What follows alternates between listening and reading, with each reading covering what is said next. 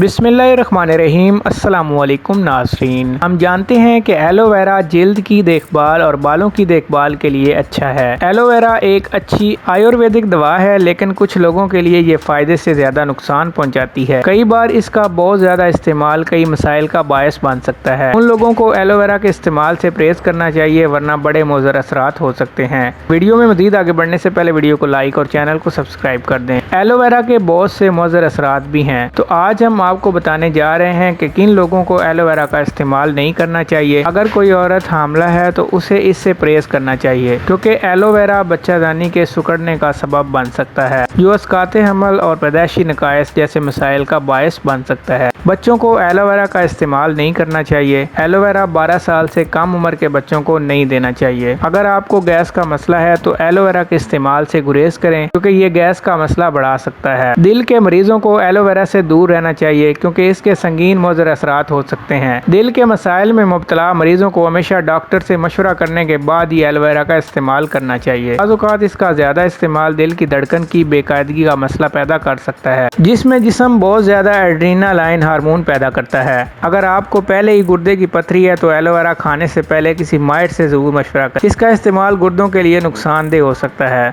तो दोस्तों, ये थी हमारी आज की मुख्तसर सी वीडियो। अगर वीडियो पसंद आए वीडियो को लाइक और चैनल को सब्सक्राइब कर दें। शुक्रिया।